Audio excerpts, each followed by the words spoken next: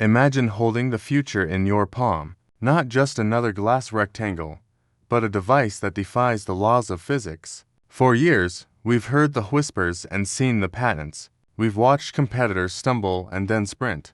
But now, the wait is over. The iPhone Fold isn't just a rumor anymore. It's becoming a reality that you can practically touch. Real dummy units are circulating.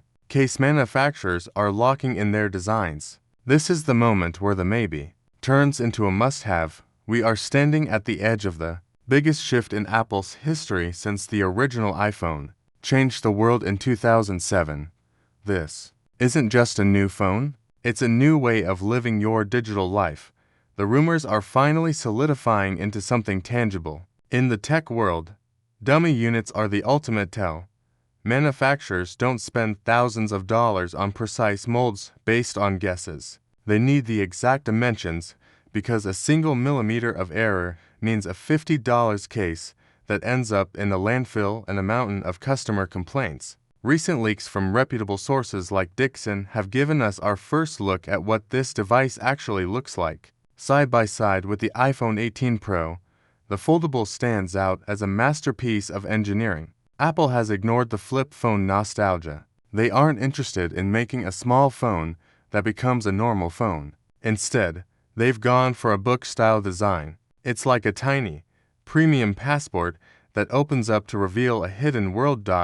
When closed, you're looking at a 5.5-inch display. This is a deliberate choice. It provides a compact, one-handed experience that feels familiar but more portable than any Pro Max model. But the magic happens when you unfold it. Suddenly, you have a 7.8-inch panel staring back at you. What makes this special is the 4:3 aspect ratio. Most Android foldables are tall and skinny, making them feel like stretch phones. Apple's version is wider and shorter. It feels like a compact tablet. It's an iPad mini that fits in your pocket. This is Tim Cook's dream. He doesn't want to replace your iPad. He wants to give you a reason to carry the best of both worlds everywhere you go. The software will be the key here. Imagine moving seamlessly from a quick text on the cover screen to a full multitasking workspace on the inside. The design details we're seeing are fascinating. Looking at the back of the dummy units, the traditional split design is gone. There is no obvious window for wireless charging. This suggests a seamless glass back, much like the rumored iPhone Air. The camera module follows suit, looking sleek and integrated. It's almost as if Apple took two of their thinnest phones and merged them together. But this beauty comes with a beast of a price tag. Estimates are landing between $2,000 and $2,500. For many, that's a number that makes your bank account scream for help. But there's a reason for the cost. Apple isn't just being greedy. They are battling massive engineering hurdles. The biggest challenge, the hinge. This is the heart of a foldable. If the hinge feels cheap or makes noise, the whole illusion of luxury breaks. Apple is currently deciding between liquid metal and a 3D printed titanium alloy. Liquid metal is the holy grail material. Apple has used it for tiny parts before, but never for something this structural. It's incredibly strong and could make the screen crease virtually invisible. We've all seen those other foldables where a massive line runs down the middle of the screen like a permanent scar. Apple wants to eliminate that. On the other hand, 3D printed titanium would be lighter and fit their recent design language. Whichever they choose, they are obsessed with making it perfect. Then there is the question of when. The timeline is a moving target. Some say September alongside the iPhone 18 Pro. Others suggest we might have to wait until 2027. However, the fact that we are seeing engineering verification units suggests we are closer than we think.